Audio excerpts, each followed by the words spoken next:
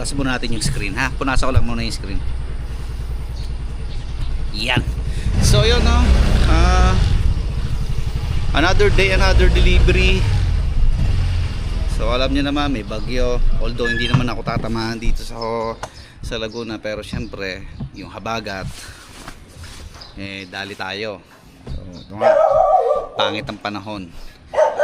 So yun nga no, tulad nga kahapon napag-usapan natin yung sa BSC, yung sa 250 na yun no? So kalimutan nyo na guys, naiintindihan ko na yun. So hindi tayo damay doon ha? Hindi tayo damay.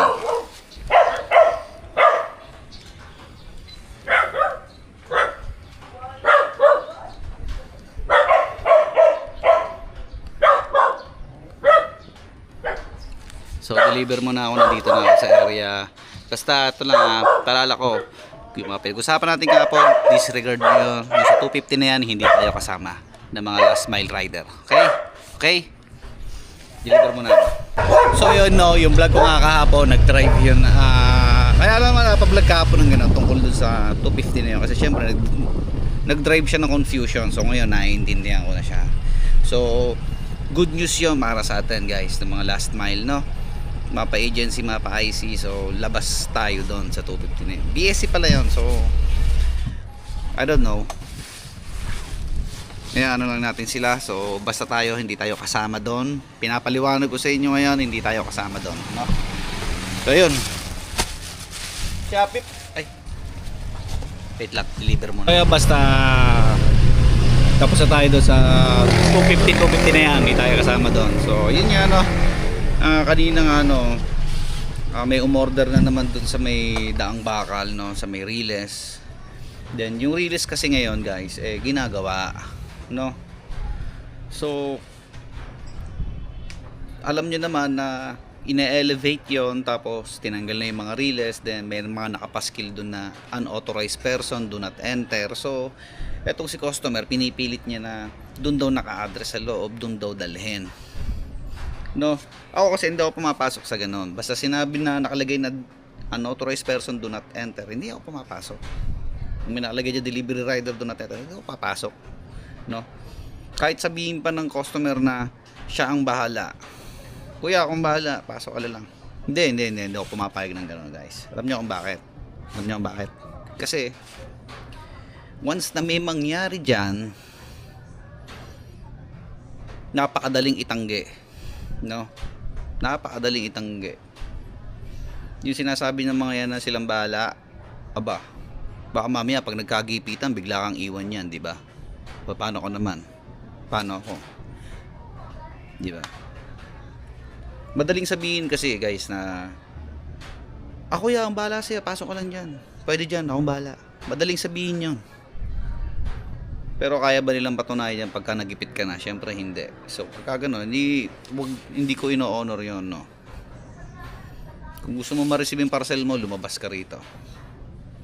Pero hindi mo ako mapapapasok dyan, kasi ayaw ko mapahamak no. At ayaw kong panghawakan yung salita mo na akong bahala sa iyo, dahil madaling itanggi yan. Di ba? So yun, ayaw niya pa rin lumabas. So wag na lang daw. Hindi na daw niya kukunin yung parcel. O, sabi ko, sige, walang problema. Basta hindi ako papasok yan. Kaya kayo guys, eto sinasabi ko sa inyo, mag-iingat kayo lagi sa mga ganyan. Kasi hindi sa lahat ng pagkakataon kaya kang isalba niyan. Saka mahirap kasi yun, pagbabasihan mo lang yung sinabi sa'yo no? Susundin mo yung sinabi sa'yo. Pag nagipit ka, bigla kang iiwan sa ere. Pinapanood na akong vlog niyan yung pumasok sa apartment, tapos nag-away sila nung landlord. Matagal na tong video na to nag-away sila nung landlord. Alam ko JNT yun Tapos ang sabi kasi sa kanya ng customer, kuya pasok ka dyan, nandun sa ganyang second floor, ganyan pinto, andon, iwan mo na lang doon. So si rider pumasok, ngayon nakita siya ng landlord, nagalit, nag-away sila ngayon kung ano-ano na nangyari, lumala lang yung sitwasyon. O nung dumating yung customer, isinalba ba siya? Hindi. sabi niya sa customer, para sinabi niya sa customer na, ma'am, kayo yun yung nagsabi sa akin na, na pumasok daw ako. Anong ginawa ng customer? Wala, hindi siya pinansin, pumasok lang ulit sa loob. Ayun ang mahirap mangyari, guys. Yung bigla kang iiwan sa ere. So, kaya ako nandito para, syempre, ma-enlighten kayo sa mga ganyang sitwasyon, no? Kaysa na mapahamak ka, di ba? Wag na lang. Kasi uunahin pa rin natin lagi yung safety natin, no?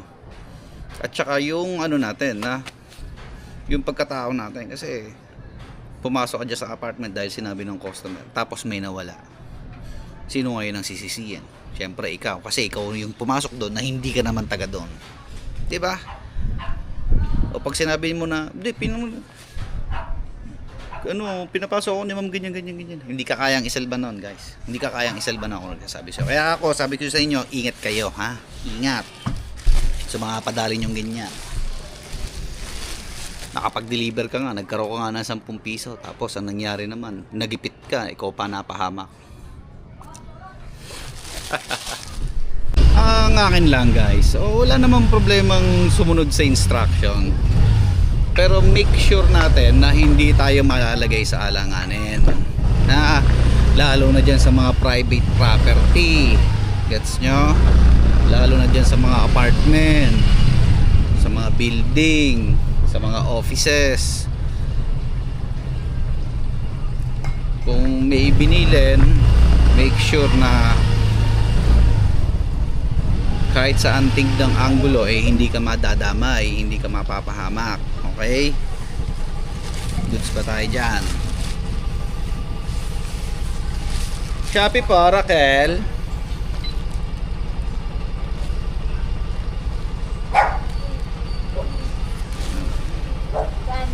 Bayad na po yan.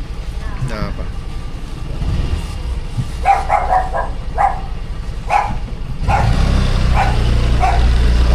Kasi mahirap talaga malagay sa alanganin. Tapos yung isang instruction na panghahawakan mo galing dun sa customer, hindi ka nung kayang isalba kung hindi siya magta-testify. Kung iwan ka niyan sa ere, patay ka na. Shopee po, Andy.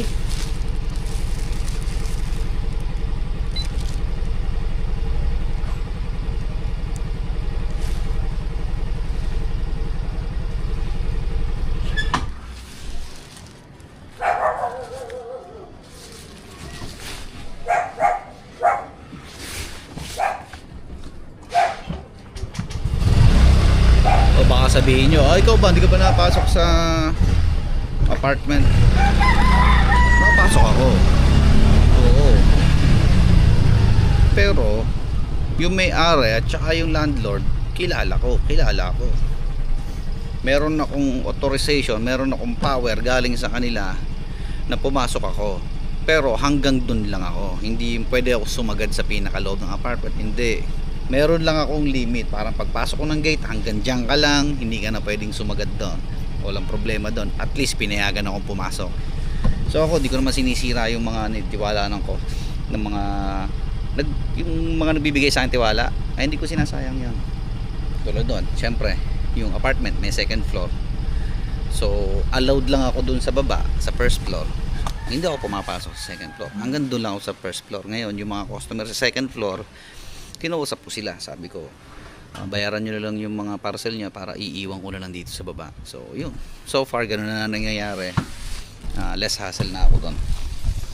Boss, Shopee pa.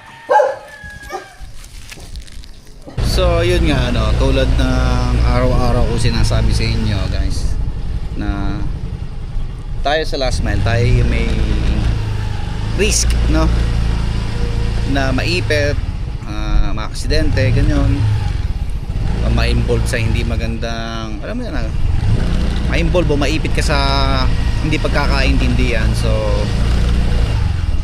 araw-araw ko sasabihin sa inyo, guys, na uunahin lagi natin yung safety natin, bago tayo bumanat.